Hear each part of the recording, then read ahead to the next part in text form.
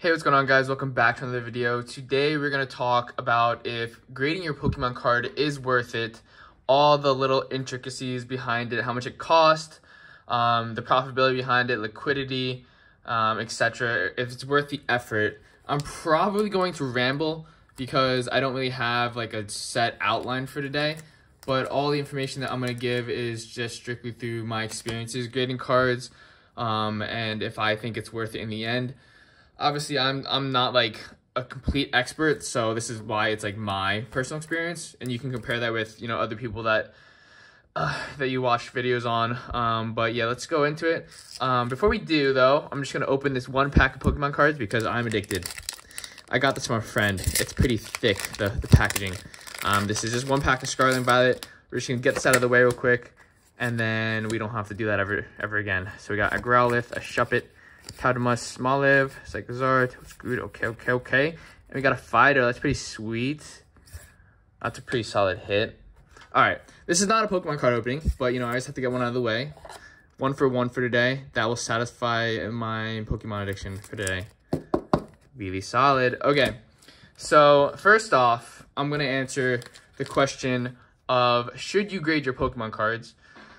The obvious answer is yes, if you really like the card and want to hold on to it for like the rest of your life. Like if you really like something like this Lily Full Force and you don't plan on selling it, and it's like a grail card, so you pulled it and you want to idolize it and just keep it forever, then yeah, sure. Definitely grade your card because you can't really put a price tag on it. Just like that Umbreon that I pulled, I'm probably never going to sell it just because it's a really good moment. Just want to capture the moment inside of a case that will keep your card safe forever. And also probably going to go into like how to spot out fakes as well into this video. But anyway, so first answer is yes, you should if you really like the card. Second is it profitable? So we're going to go into the numbers of profitability, and I think the best way to do this is to have a very conservative outlook on it, like numbers wise. So right now, as of, what's today? August. We're in August. Or I guess it could be like beginning of September, but it's late August right now as I'm making the video. And PSA is holding a grading cost of like $15. Now this price has been like up and down. Like, I don't know, a year ago it was $20. Like 3 years ago it was like $10. So to me, $20 and up wasn't worth it because the cost of the cost of what you would sell it for, and the cost of the grading service plus the card, you'd be in the red every single time unless you got like a PSA 10 or something like that. So in terms of profitability, it really depends on if you get a lot of 10s or not. So if we break down the cost per card, it is approximately $15 per card, but that is not including the cost of insurance, the cost of shipping, and the cost of, what was it? Hold on, I think I have some documents. Yeah, there's cost, and there's the insurance as well as like the shipping insurance. So there are two different insurances, which is kind of weird. Like the shipping that they return to you, as well as the shipping that you have to ship out by yourself. So for example, I shipped 80 cards. We'll use an example of 80 cards at TCG Bulk. So $15 a card, which is, if you do 80 times 15, that's approximately $1,200. So $1,200 is the base level cost before you dive into anything. Then PSA will charge you an insured shipping, which is approximately $61 or $62 on top of the $1,200. And that's just for them to ship it back to you. You can ship it to their vault for free, but then what's the point of that? You don't really get to see the cards, hold the cards, and everything like that. So I always get it shipped back to myself. So that's another $62. So we're looking at $1.262, and then you have to ship the cards out yourself. So you'd also have to invest in something like something like this, like a semi-rigid card sleeve, if you're doing PSA. So these are like probably 25 cents a piece. If you buy in bulk, you get them less. But what is that? If we do the math, like 80 times 25. So let me see. I have to pull up a calculator. I don't have it on me. Let's see. All right, I have a calculator right here. All right, let me zero this out. So 80 times 0.25, that's $20. So we're adding $20 on the cost of, you know, and you have to get penny sleeves too, on the cost of like just shipping. So we're talking, you know, $1,280, and then you need to pay for the cost of shipping, which is around like $16 to $20. So we'll round it off at like $1,300 for the cost of shipping. And you also, depending on how the dollar amount that, you know, you want to get it insured, like I got it insured up to like $10,000 because I was doing expensive cards. So that cost you an extra $50. If you were doing it through the post office, it'd be even more. It'd be like $100. But if you buy the insurance online, and if you like print the label out, like pre-label without going to the post office, like the shipping label online, then it would cost you a little cheaper. But still, you're spending around total maybe like $1,350 or $1,400. And if we work out the math between like $1,400 and the 80 cards, that's going to cost you anywhere between like $17 and or $17 to $18, so 17 and a half, around there. So that's the cost per card for grading it, not even like any other cost behind that. But that's also if your card is worth less than $500. So they cap you, so there's a limit to like how much your card could actually be worth. So this card right here, the Elise Full Force, this, I think this card I had to pay 20, or I think it's sorry, not 500. It's, they cap you at $200 maximum. Like your card can't be worth more than $200, or if you level up a tier, and that tier is $25. So there's a significant jump from bulk prices, which is 15 to 25 at value. Of course, if you're a PSA membership, if you buy a membership, which is $100 a year, then you would get the bulk pricing, which then you'd have to ship out 25 cards minimum in order to get the $19 bulk price at like at the $500 card. So like if your card's worth, you know, $400, which is more than the $200, then you'd have to either submit for the value pricing, which is the $25, or if you have a membership, you get it for $19 a card. But there's a minimum, so you have to submit 25 cards minimum. Hopefully that makes sense. It's kind of confusing, the whole logistics. I just probably confused like 90% of you, but there's a range. 200 to 500, that's going to cost you, let's just say $19, right? But we're doing anything less than 200, it will cost you 15. That's how it works so far. So in total, like again, $17 to $18 a card without, and that's just the cost of grading, and that's not the cost of like purchasing the card either, or you pull the card or anything like that. You could source your cards from a bunch of different places, card shops, you know, eBay, online, or other places in person. And if you pull it, like, right, the best is if you pull it, because you know, like, it's not really being messed with. And I know a lot of people said, like, you know, you can get a grading tool and everything like that. I mean, you could realistically, or you can just use your freaking like eyes. You know, I'm not that blind. There's some stuff you can't really see, of course. Like the micro stuff, you might need like a binocular or something like that, or like a magnifying glass. But like generally, like the centering of it, you can really see just by like eye level. Like I think they give like 45, 55 like spacing, or 60-40, and you'd be fine with that. So if you can like see that it's generally centered, then you'd be fine to try and grade your card. Obviously you can't really see the front very well, but that's like completely different. But over time, I guess you'll do it. And like you don't need to invest in one, but would I recommend it? I guess I'm not gonna do it, because I feel like as long as I hit like 60% tens, like it should be fine. So let's say you go ahead and grade your cards. So you have to account for everything I just told you, the cost of grading, everything like that, and then as well as the cost of the cards. So let's see if we can use an example. Let's use this example right here. So this is a Shadow Rider Calyrex VMAX. It got a PSA 10, and the cost of the card, this card only cost me like $5, right? The actual cost of the card. And then if we add the cost of the grading, 17.5, so we're talking $22 to $23 is how much I put into this card. Now, the market price on this card is only $30, right? Now, you could be thinking, okay, so there's like a $7 to $8 profit range in there. But not really, unless you're selling in person, which obviously it's very illiquid to sell in person to get a good price. They'll probably try and lowball you on like sites such as Facebook Marketplace or like OfferUp. So you're never going to get the best price in person, because there's also less eyes on it, right? If you post on like, you know, eBay, you're going to have a lot more people looking at it and everything like that. So there's a lot of factors that go into it. But yeah, if I sold this for $30 on eBay, we're not even accounting for the fees of like, it's like 13 to 15%. To be conservative, let's use an eBay fee of 15%. So if we do $30, which say we sold this card for $30 and we multiply it by 0.85, which is 85%, because we're taking off the 15% for the eBay fees, we're looking at $25, $25.5. So, oh, you'd be like, yeah, you made $25.5 minus 22.5, so you're making $3 on the card. Did we actually make $3 on the card though?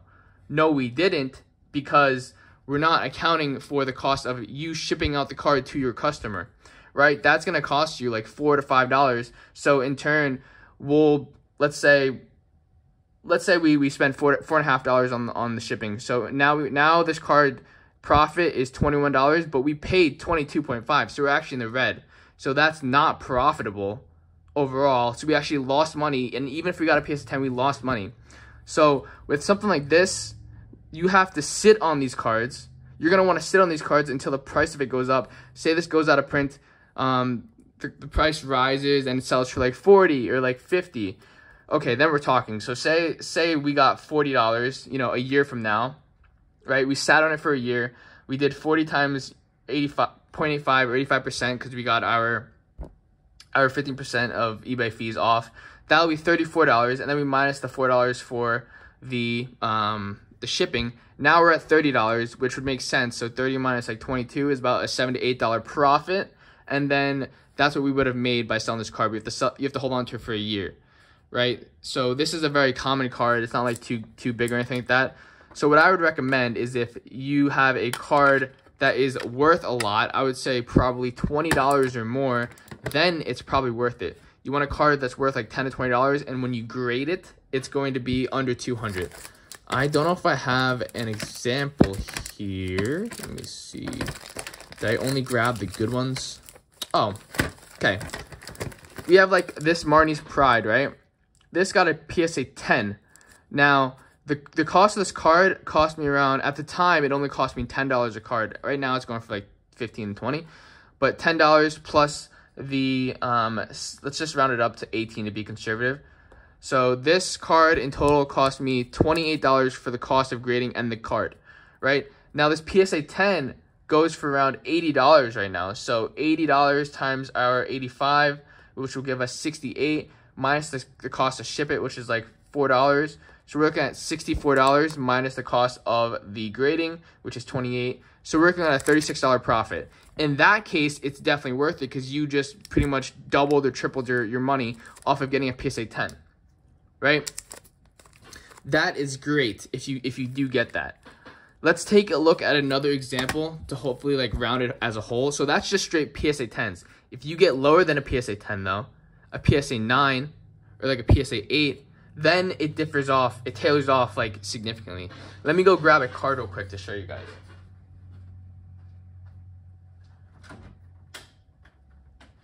Alright, I brought over a good amount of cards. Hopefully we can bring it whole. All right, so let's take the Simisear V in a PSA 9, okay?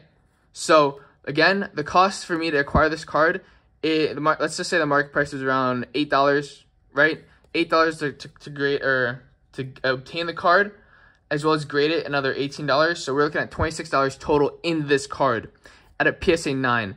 Now, because I got a PSA 9, the difference between the raw price of the card in near mint condition and a 9 is literally like nothing. You can consider it like 10%. It's not much. And that's because a lot of collectors only like seeing 10s in their collection. Me as well. I'm also one of those that only like 10s in the collection, but I will carry some 9s because they do retain some value over time, but it doesn't look as clean as like a PSA 10. There's like a big difference between a 10 and a 9. Like a lot of people look for perfection, and it's just the whole mindset behind it. So that's why, people prefer 10s, and we'll go after 10s more, even though it costs more, significantly more, like exponentially more. So this card right now is probably going to go for like $25 or even less than that. I've probably seen things of like 20. So like if you sold this card for 25, right? Times are 0.85, you'd sell it for 21.25 minus our $4 or $4.25, let's say. So $17 profit from this card, but then you're minusing the cost of the grading and everything like that. You're actually, which is $28, or 26, you're actually negative $9 on this card if you were to sell this today. So you just lost $9. Now you're thinking, okay, that sounds really dumb. Why would anybody sell their card at a loss? And I agree with you. It's probably dumb, but if you put money into it, like, and that's all the money you had, like you only have a couple thousand, like $1,000 to put into it or $2,000, you have to recoup some of the money in order to continue along the process of hopefully grading 10s. So they do this. They sell you the card back at PSA 9s to whoever wants it at like market price, which is you're taking a loss regardless. You're taking a loss regardless, but then you get some of the money back to hopefully invest it in other cards and invest in trying to get a 10. So for example, like let's use our two examples right here, of which we made a $36 profit on this and a $9 loss. If we graded these two cards and average these out, we would take our $9 loss and our $36 gain, and we would get $27, which if you divide that by 2, it's like $13 or $14 profit if we graded these two cards. So like we'd be making on the positive by plus 27, or 13.5 per card. So people will hope to get more 10s because the difference between a 9 and 10 is so exponential that it evens out and will become profitable in the long run. So it can be profitable, but you need to hit 10s. Now let's say you get like an 8 or something, right? I think this one was an 8. Okay, let's say you get an 8 or something, which I got a bunch of 8s last time. Not a bunch, just a little bit. We have this Glaring Articuno V near mint 8. A lot of the times, if you have a near mint copy raw, people will pay more for that than a near mint 8 because this is already secured, whereas they could possibly take the card and grade it themselves and get a 10, which then will be worth more exponentially rather than this near mint 8. So this card, say this card is raw worth $45, this near mint 8 would be worth $40, even though you paid like around $18 to grade the card. So you'd be in the negative by a major amount. So let's just use that example, right? Say we paid $45 for this card. On top of our $18 cost to grade in total, it's $15 plus like, shipping fees, insurance, everything like that. That's just rounded off, of course. And if like, also keep in mind, the less cards you grade, like say you did like 40 cards or 20 cards, right? That cost per card or cost per grading is going to be more. So for me, it only cost me 18 because I did 80 cards. I did it in bulk. But say I did it like 20 cards, right? That cost is going to be like $20 or 22 or 25. So you have to account for that in the overall, like, is it profitable? There's a lot of math behind it. So that's why you have to like pay attention to all the numbers and everything like that. So again, the example, $45 for the card, $18 to grade it. Now, I went ahead and sold this card to a customer for $40, right? We sell it for $40 times our 0.85. So we made $34 minus our $4 for shipping. So this is a $30 profit, but then we minus the cost of the card and the cost of grading. So we're doing 30 minus 63, which is a negative $33 profit. So we lost $33 on this card by getting an 8. Do you see? Most people do not account for the card that it cost you. They're saying, oh, wait, you made $30. That's great. But, it only cost you like 18 to grade, so we technically made 12. No, that's not true. We have to, get the card, obtain the card somehow. So we're taking a loss. There's no way we can gain unless you got the card for free. But a lot of times you're either pulling the card from packs, which you pay anywhere from like $2.50 to $5 per pack, or depending on if it's the most recent set, or even more. So obviously you're losing money. So we're talking like here in terms of the grading cards, you need to be very, very specific, and like you gotta be as concise as possible and trying to get as many 10s as possible.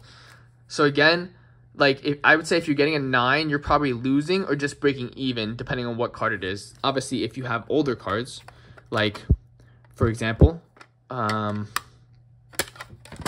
use this 2019. Actually, is this older than the Marnie? Yeah, it is.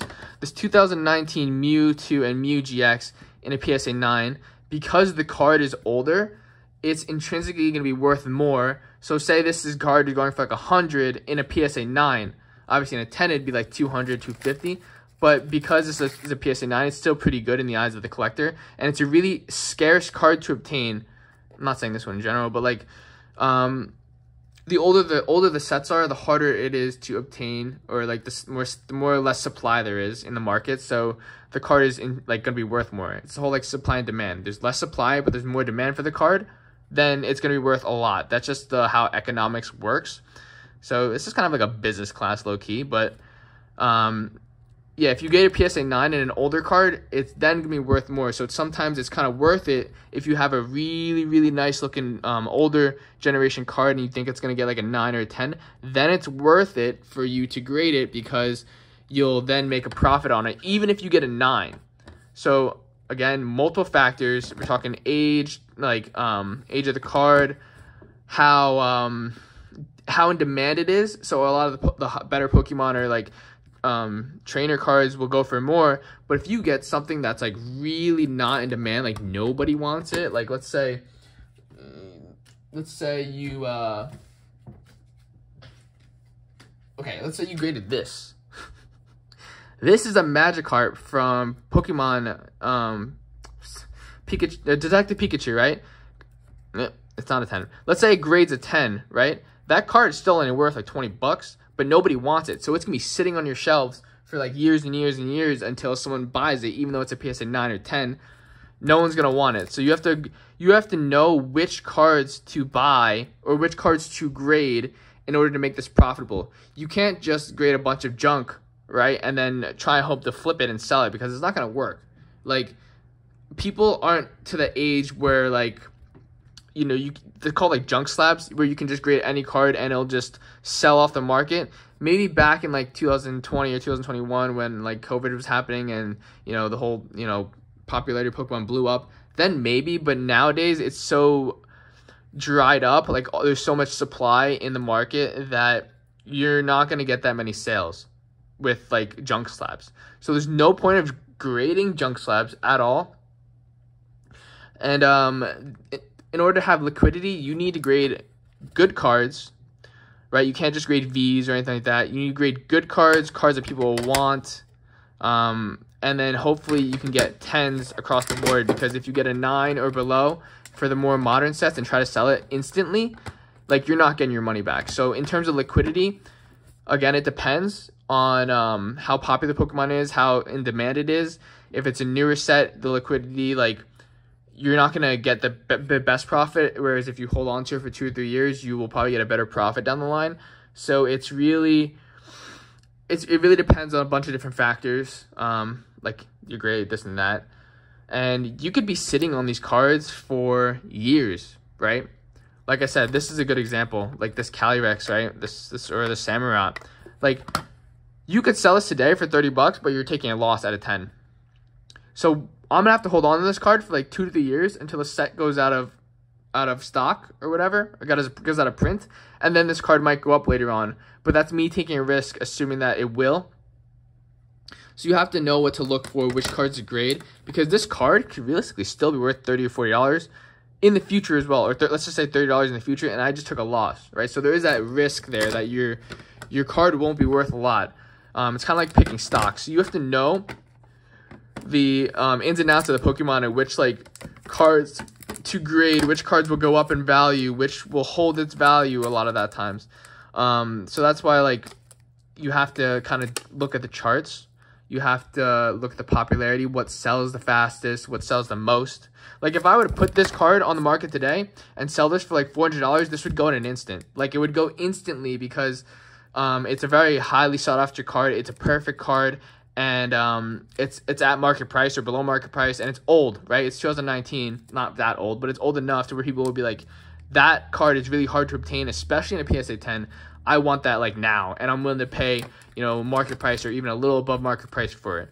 But you take like, you know, Marnie's Pride and overprice it at like 120, it might take a while to get off your stock. So liquidity and turnover really depends on your price point. like how much you want for it, how much you're willing to sit on it for, or if you're like, and how much profit you want from it to make it worth your while. So that, I think, is a majority of it. And what I say, it's worth my time, in order to take the time to put the cards in the sleeve, look at the cards, and do like everything.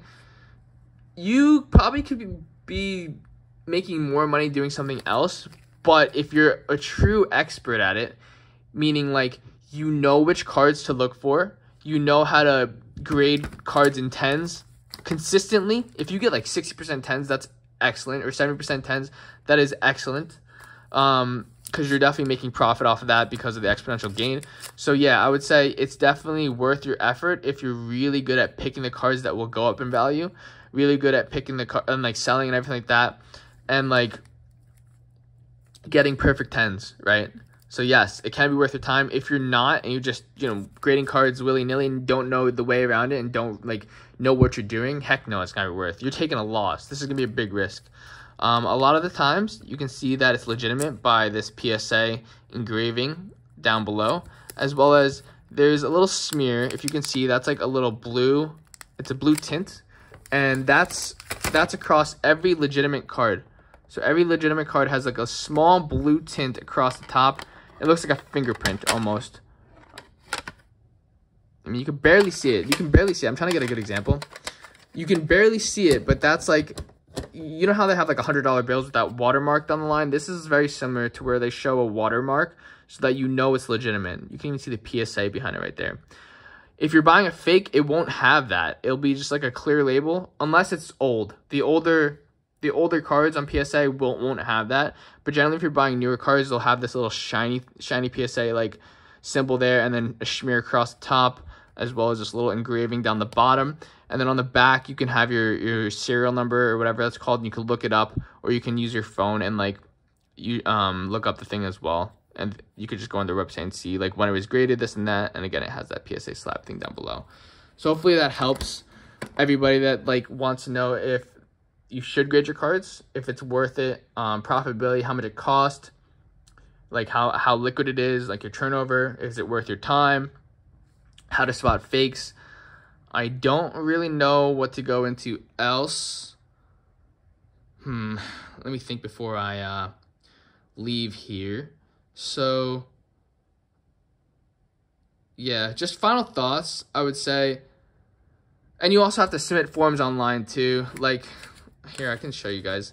Like this is an example of like all the cards I submitted. It's kind of in bad shape, but like you can see like you put your declared price in there, like that you look up the card and everything like that. There's other videos online of like how to do that and everything like that, but pretty much you're just typing in the card that it creates a label. So you're typing in the card, you're saying, hey, this is a Marnie's Pride from Brilliant Stars. So you start typing in Marnie's Pride, Brilliant Stars, the card number, and it'll pop up. You automatically click it, and then you'll put like its approximate value, which you like if you're doing bulk, you do up to 200, but I'll just do whatever is a PSA 10. So this card I'll do like $80 like expected value on it, and then that's how they create the insurance. So based off your expected value of the card, they'll give you insurance. And then that's what you're paying for. The extra like $62 that I paid for is based off insurance on like if that card was ever lost, or if the whole cards were ever lost, you would get that money instead. So if PSA lost all my cards, they would then write me a check for like, or the shipping, sorry, the USPS or whoever you use to ship the cards will give you a check for like $10,000, which in my opinion is definitely worth like paying the $50 or $60 insurance on it. Because if you lost that, right, you lost all these cards, you'd be extremely mad, and you'd, not want to grade ever again. So I would recommend getting the insurance on it. It's definitely worth that peace of mind for $50 to $60. Like, it's not worth it not getting the card back. And they do ship by FedEx and make you sign for it as well. So hopefully I answered most of the questions. I don't think I'm missing anything else. But yeah, that's gonna be it for today, guys. Hope you enjoyed the video. Hopefully I answered a lot of the questions that everybody had about this. This is my first time grading, and I think I'll grade more since I do have the membership. I just have to get more cards, and I may invest in the centering tool and whatever you guys are talking about, maybe. maybe not. I kind of like just taking the risk. Not really, but maybe I will. But I also feel like I can just eye it good enough. Like, I'd be like, okay, this is like straight. This little fat from right to left, and I wouldn't grade it. But a lot of the times, like, PSA will still give you 10s, even if it's like slightly off-centered, you know? So it really depends. It's kind of a risk. I have this like weird feeling that if you graded like 100 cards, there's no way that you're getting like a 90% 10 rate. Even if like the cards are all perfect, they'll still like knock you like 10 to 20, 30 cards maybe, and give you maybe like 60 to 70% 10 rate. But that's just like a theory. Who knows? I don't know. I could be totally wrong. Probably I'm wrong. You can let me know in the comments. You guys can just, you know, trash me, whatever. I don't care. Just let me know what your thoughts are. I'm actually genuinely curious on what your guys' thoughts on grading are. If you guys will grade, want to grade, using like other services such as CDC, PSA, BG, all those grading services. Hopefully this helped again, though. I'll see you guys in the next one. Peace.